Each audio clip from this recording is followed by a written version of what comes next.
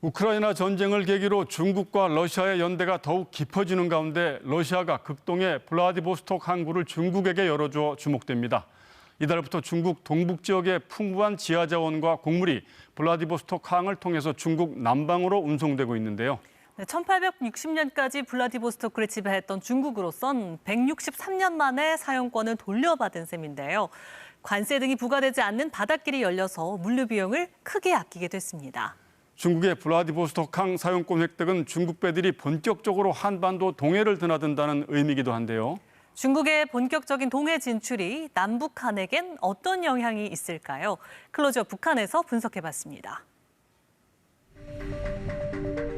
러시아로 넘어가는 중국 지린성 훈춘 세관 진입로.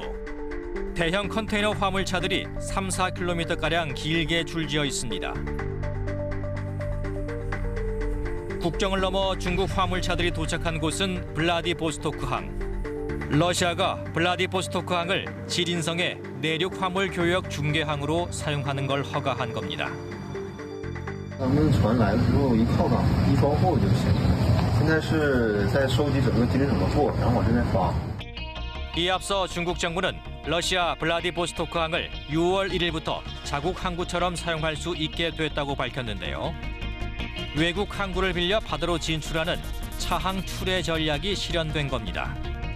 进一步完善口岸基础设施，畅通跨境运输通道，实现全面借港出海。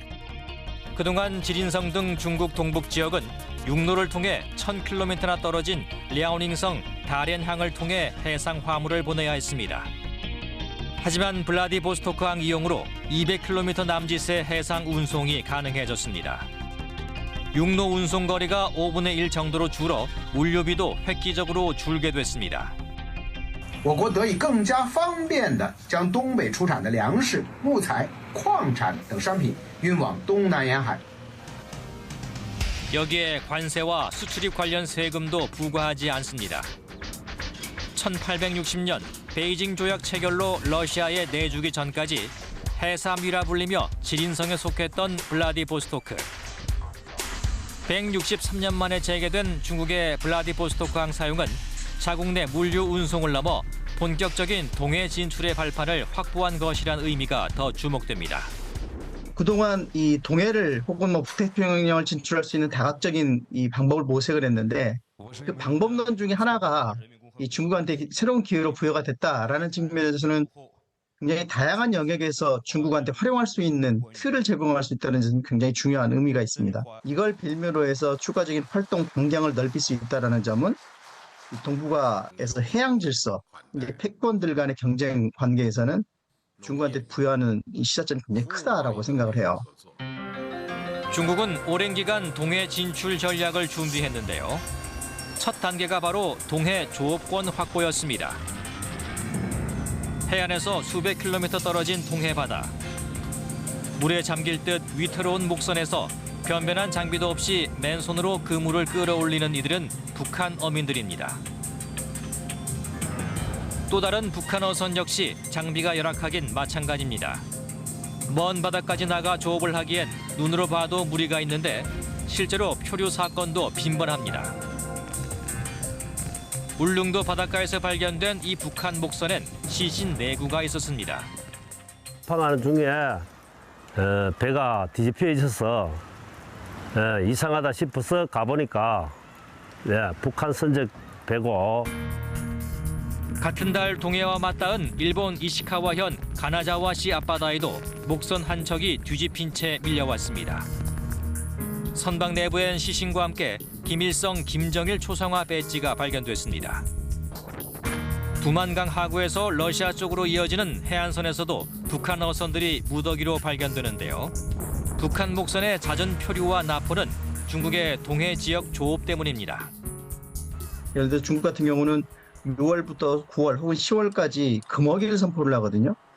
황해 속 전체를 이제 금어기로 선포를 하는데 이 금어기 동안 이 중국의 어민들이 활동할 수 있는 공간들이 축소가 되다 보니까 이것들을 외곽에서 다른 지역에서 이 기회를 좀 창출해줘야 되는 필요가 있었어요. 그 공간을 찾게 된 것이 북한의 동해 수역이었습니다. 제일 처음에 2004년도에 출발할 때는 굉장히 소규모 어선만 운영할 수 있는 규모였는데 점차적으로 이게 확대가 됐죠. 100 몇 척에서 시작했던 것이 최고조에 올랐을 때는 거의 2,000척까지 됐고요. 평균 잡아서 매년 1,000척 정도가 북한 동해 수역에 진입을 해서 어로 작업을 했었습니다. 2004년 북한은 중국에 배 한 척당 약 4,800만 원을 받고 동해 조업권을 팔았습니다. 그 뒤 중국 어선들이 몰려들면서 북한 어민들은 어장을 잃고 점점 더 먼 바다로 밀려나고 있는 겁니다. 그리고 중국의 이 같은 동해 조업은 우리의 수산 환경에도 막대한 피해를 입히고 있습니다. 북한 수역 조업권 획득을 내세워 한일 중간 수역이자 오징어 황금 어장인 대화퇴 어장까지 중국 어선들이 밀고 들어온 겁니다. 뱃머리에 북한 인공기를 단 중국 어선들은 저인망 쌍끌이 그물로 조업을 하는데요. 명백한 불법입니다. 바다시 뭐 가서 일부러 사진 찍고 해도 저 신경 안 쓰고 이렇게 조업을 하잖아요. 밤이 되면 우리 어선보다 67배 이상 밝은 불빛으로 오징어 떼를 끌어모으고 쓸어 담습니다. 중국 어선이 동해에 뛰어든 뒤부터 한국과 일본의 오징어 어획량은 빠르게 줄고 있습니다. 2019년 기준으로 2003년과 비교하면 살 오징어 어획량이 한국은 80.2%, 일본은 81.3% 감소했습니다. 하지만 대화퇴는 한일 중간 수역인데다 북한 수역과도 인접해 우리 해경의 단속도 쉽지 않습니다. 중국의 이 조업 수역이 2017년도 이후에 조금씩 외곽으로 확대가 되는 현상이 보여요. 근데 단순하게 외곽으로 확대가 되는 것이 아니라 그 확대되는 방향성을 보면 동해 황금어장으로 불리는 대화퇴 어장이 그쪽에 있어요. 의도적으로 바깥으로 빠져나가는 현상. 그 현상을 통해서 합의된 어종뿐만 아니라 거의 싹쓸이하는 현상을 보여주는 형태의 조업이 계속 진행이 되어 왔었습니다. 동해에는 오징어는 물론 명태, 정어리 같은 상업성 어종이 많고 연안엔 갑각류와 폐류, 해조류도 풍부한데요. 이 모든 수산 자원이 위협받고 있습니다. 그 명태가 이제 우리 고성하고 강원도의 자체를 감추고 북한 청진 앞 해역에도 자체를 감추고 이면수도 엄청 낮은 겁니다. 그리고 이제 영덕대게, 그리고 이제 털개 이런 것도 많이 그걸 하고 있는데 수역이 깊고 그 고기들이 자생하기 좋고 아주 그런 거는 풍부한데 이제 중국 어선들이 상거리를 하면서 많은 어족 자원이 없어진 겁니다.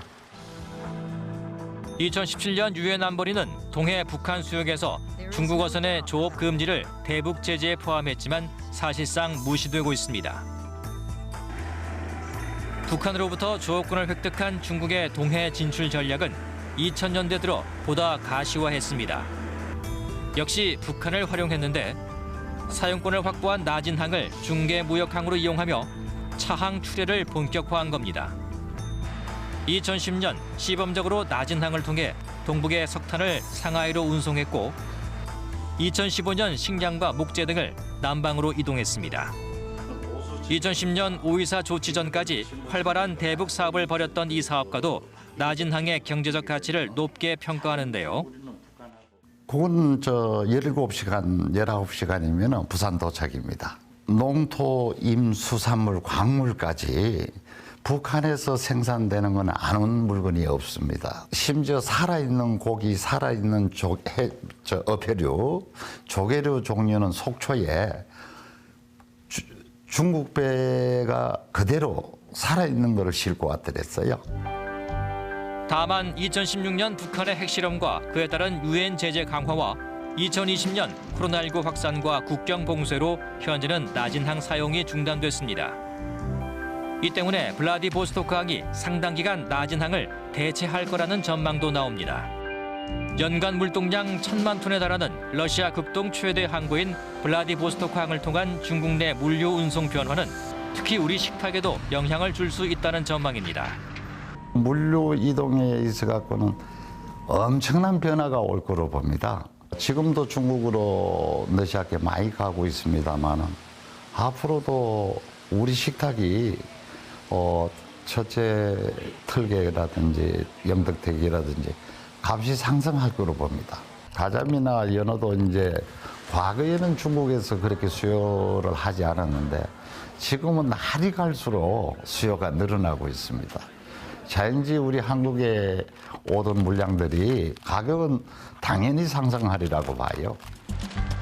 우리 동해를 자유롭게 오갈 수 있는 중국 선박들의 무분별한 해양 쓰레기 투기와 중국 정부의 해양 정보 분석 가능성도 제기됩니다.